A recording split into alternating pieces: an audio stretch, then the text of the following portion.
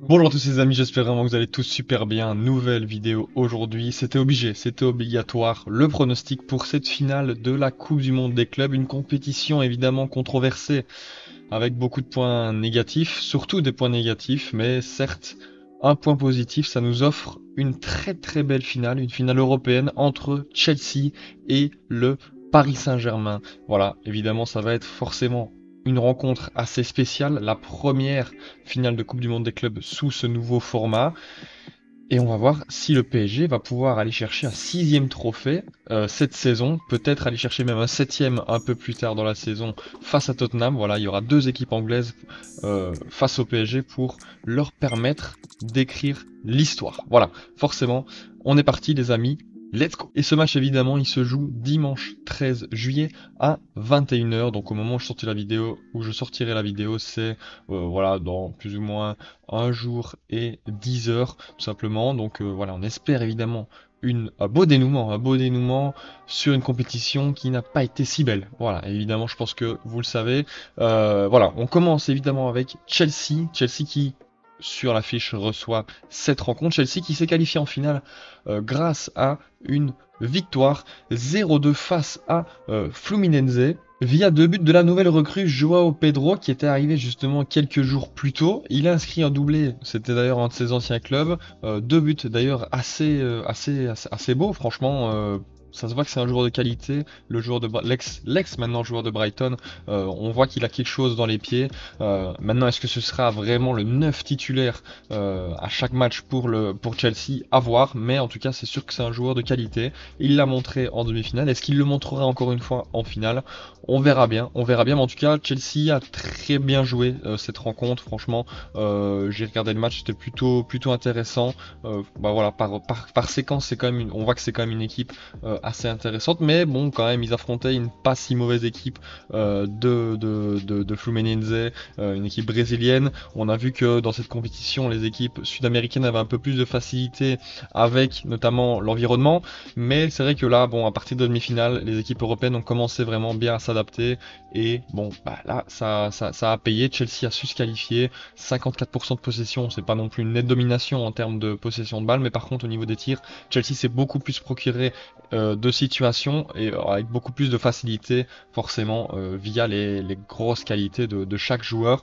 Mais voilà, 0-2, ils ont fait le travail. Maintenant, évidemment, ça va être une autre paire de manches, le Paris Saint-Germain, évidemment, en finale.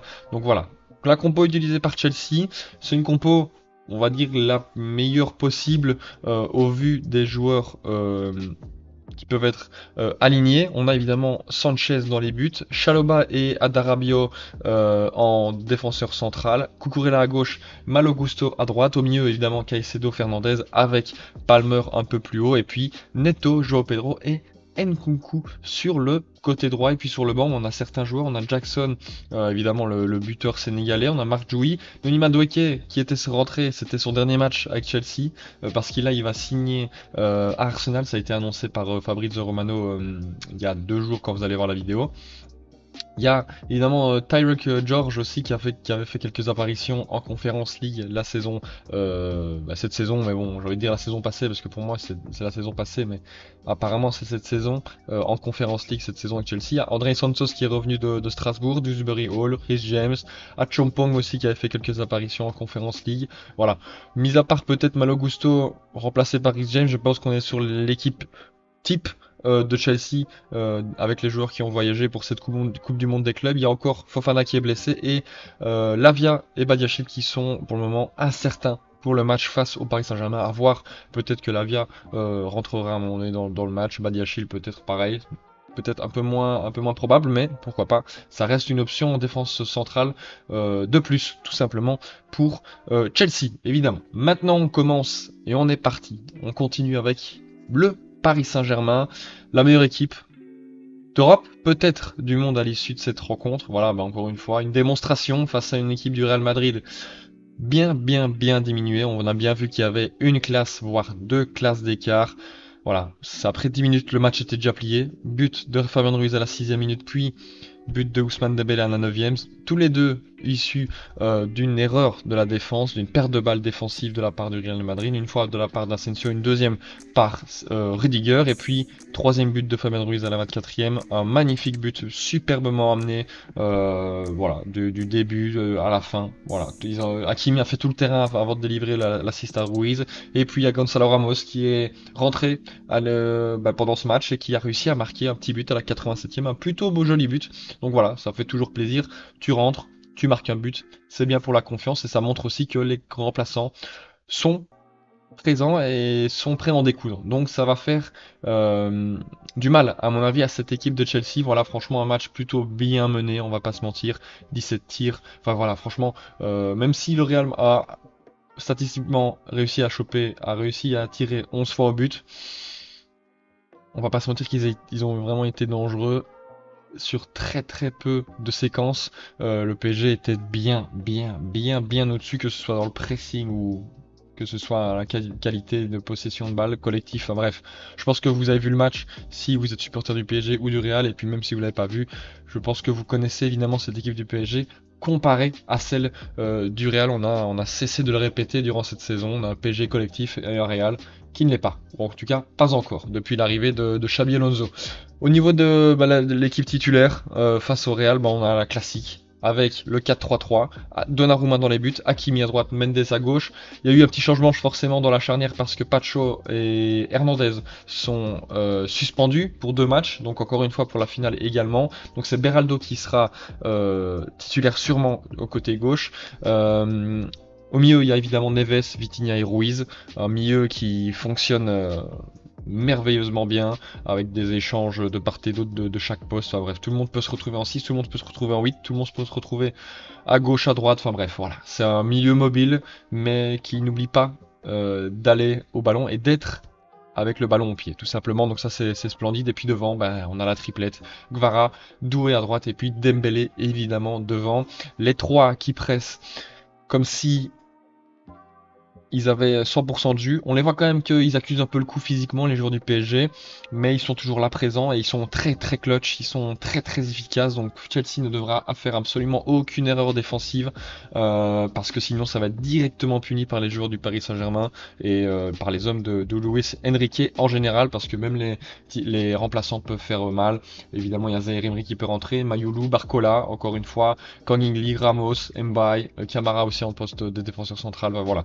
Il y a du monde pour le PSG, il y a juste évidemment, comme je l'ai dit tout à l'heure, Lucas Hernandez et William Pacho qui sont indisponibles car suspension pour cette finale de Coupe du Monde des clubs. Les amis, juste avant de passer au pronostic, évidemment, on va aller voir les compos un peu plus en détail forcément. Et donc comme j'ai dit, l'équipe titulaire, forcément, c'est celle-ci, du côté du PSG, mais avec la suspension de Pacho, ça va être forcément Beraldo. J'ai vu que Beraldo avait changé de numéro, il est numéro 4 maintenant, désormais, donc voilà, on va lui mettre en direct, donc voilà, ça donne ça, avec évidemment toujours la même animation, Hakimi plutôt haut, ce qui permet d'avoir une supériorité sur le côté droit, ou même au centre, parce que si Doué décide de dézoner au milieu de terrain, ça apporte un 4e homme, et donc ça laisse le couloir totalement pour Hakimi. Et puis évidemment on a le déplacement de Marquinhos en tant que défenseur central droit, Mendes dans ce défenseur central gauche, et puis Beraldo en tant que défenseur central de cette pseudo défense à 3 en cas de possession de balle. Et puis on a vraiment un milieu très mobile, une attaque aussi très mobile. Vara peut très bien se retrouver en poste numéro 9 à gauche ou à droite, même chose pour Doué, même chose pour Dembélé. Voilà, c'est ça que j'adore avec cette équipe, c'est que c'est une équipe très mobile, qui a faim de ballon, qui a faim d'avoir le ballon dans ses pieds. Et en plus, quand le ballon, une fois qu'il est dans les pieds des joueurs du Paris Saint-Germain, il est bien utilisé, c'est d'autant plus beau. Donc voilà, et forcément ça va être sur les mêmes bases, une équipe du Paris Saint-Germain qui va presser haut, qui va avoir le ballon la plupart du temps et qui va essayer de se créer le plus d'occasions possible, et puis forcément qui va, par une manière ou d'une autre, marquer un but. On a vu que par exemple face au Bayern, même s'ils étaient réduits à 9 contre 11, ils ont quand même mis le but du 2-0. On sait bien qu'il y a un Hakimi qui est en toute grande forme, donc ça va faire très mal face à Chelsea. Une équipe de Chelsea qui normalement ne devrait pas trop changer, peut-être comme je l'ai dit tout à l'heure, peut-être Reece James à la place de Malo Gusto, peut-être Santos à un moment donné aussi qui peut faire son apparition au milieu de terrain. Sinon devant, malheureusement du coup avec le départ de Madueke, ça fait une option offensive en moins. Il y a toujours Jackson et Mark Dewey aussi, peut-être Tyreek George, donc Il y a du monde. Maintenant, j'ai quand même très peu d'espoir pour une surprise de Chelsea, même si ça peut arriver, ça peut arriver. Ils peuvent peut-être par exemple mettre le premier but, c'est peut-être pas impossible, mais ça me semble compliqué. On a vu que par exemple cette saison, Chelsea, et même dans cette Coupe du Monde des clubs, Chelsea a des lacunes défensives, donc forcément, face à un pressing aussi bien réalisé que celui du Paris Saint-Germain et avec autant de qualité, ça me paraît quand même assez compliqué de garder le zéro face à cette équipe du Paris Saint-Germain et de gagner même en général. Donc voilà, c'est possible. Ils ont ils ont des joueurs de qualité, surtout au milieu de terrain et en attaque. Défensivement aussi, ils en ont, mais on va dire que la cohésion n'est pas au beau fixe, n'est pas autant au beau fixe que celle du PSG au niveau défensif. Je pense que là, tout le monde est d'accord. Donc voilà. Je pense qu'on a fait le tour au niveau des compos. Maintenant, les amis, on va pouvoir partir sur mon pronostic. Et juste avant mon prono, les amis, évidemment, les cotes de ce match. Chelsea qui part en étant très très haut. 5,50 pour Chelsea, le nul à 4,10 et le PSG à 1,60. Le net favori pour cette finale de la Coupe du Monde des clubs. Alors est-ce qu'ils vont réaliser l'exploit de, une fois après être champion d'Europe, ils vont être champions du monde? C'est possible, c'est possible. Il y a encore, comme je l'ai dit au début de vidéo, un autre trophée à aller chercher après celui-ci face à Tottenham, qui est évidemment la Super Coupe, gagnant de la Ligue des Champions face au gagnant de l'Europa League. Donc voilà, les amis. Maintenant, on est parti pour mon pronostic. Il est, à mon avis, assez prévisible. Je vois quand même une victoire parisienne, on va pas se mentir. Ils ont montré cette saison, que ce soit cette saison, mais aussi dans cette Coupe du Monde des clubs, qui sont toujours aussi dangereux, déterminés. Donc, ça me paraît compliqué pour Chelsea, même si c'est pas impossible. On a vu par exemple que le PSG avait perdu contre Botafogo, qui n'est pas non plus une équipe du top 10 européen. Donc c'est possible, mais à mon avis, cette petite défaite leur a fait du bien aussi au PSG pour se dire, bon, on n'est quand même pas non plus invincible. Et donc ça va leur faire redoubler, voire tripler de détermination pour aller chercher cette finale. Donc voilà, ça me semble compliqué. Je vois une victoire quand même assez large du Paris Saint-Germain. Je vais dire un but à 3 pour le PSG. Quand même un but de Chelsea. Je pense quand même qu'ils vont réussir à inscrire un but. Ils ont quand même des joueurs de qualité. Et évidemment, Palmer, s'il décide de se réveiller un peu plus, parce que certes, il a quand même marqué dans cette compétition, mais c'est quand même pas le Palmer du début de saison 2024-2025. Après, peut-être qu'il va se réveiller lors de cette finale.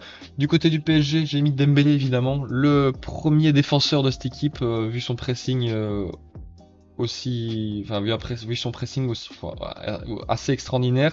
Vitinha, je pense qu'il peut marquer un peu à la manière d'un Ruiz en demi-finale face au Real. Peut-être que Vitinha peut m'inscrire un petit but aussi. Et puis Doué, dans les grands matchs, il est souvent là, il est souvent l'élément déterminant, l'élément déclencheur de des grands rendez-vous. On a vu par exemple face au Bayern.